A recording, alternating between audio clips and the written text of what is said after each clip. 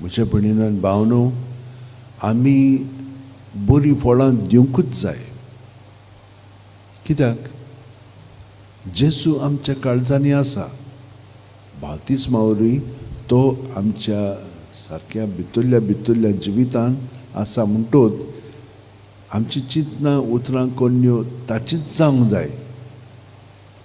ताची जायना जाल्यार कितें जाता तर आमचे पातकी सोम आसा तें कातरून उडोवंक जाय. तें आमकां फळां दिवंक दिना. आनी आमची ही दोणवण जेन्ना आसता तेन्ना आमी कितें तरी सुबेज करूंक जाय. बेश्टेच चिंतनांनी काडलें म्हणून तें जावचें ना. चिंतनांनी आडीत तर आमी तितलें उपकारना. आमी उलयत तर तितलेंय उपकारना. कितें तरी आमी करूंक जाय. आतां पळयात, आमकां तर अभ्यासान जैत व्हरूंक जाय जाल्यार आमी शिकल्या बगर तें जैत मेळचें ना आमकां. आमी फेल जातले शिकोना जाय जाल्यार.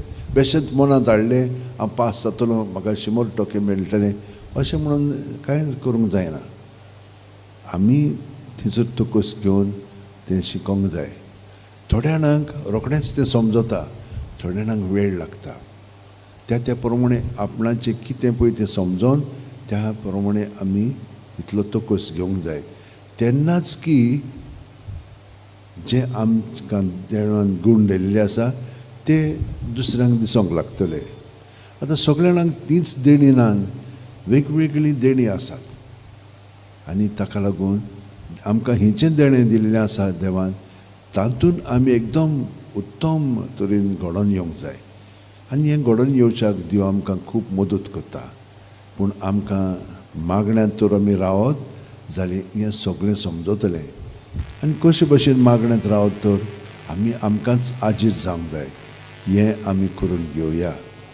प्रत्येक रातीक न्हिदचे आदीं आमची चिंतनां, आमची भावना, आमची चाल कितें आसा तितली आमी जेजूच्या ताब्यांत करून न्हिदोंक वचूंक जाय. ताची सगळें दिलें की ना, तो हिंगा भायर आहा न्ही, भितर आहा. ताका दिलें की ना, तो मागीर तें घेता आनी तातूंतल्यान तो आमकां घडोवन हाडटा. वायट पळय तें काडटा, बरें आहा पळय तें अदीक उपजोवंक तो आमकां मदत करता. कुरपेन बसता. सकाळीं उठलीं की ना ताका आमी एकवटून रावंक जाय. कित्याक जी कोण क्रिस्तां सगळें आसा ती एक नवी रचना. आदलें तें गेलें, आतां सगळेंच नवें. ताका लागून सकाळीं उठलीं की ना पोत्तून ताका एकवटून रावंक जाय.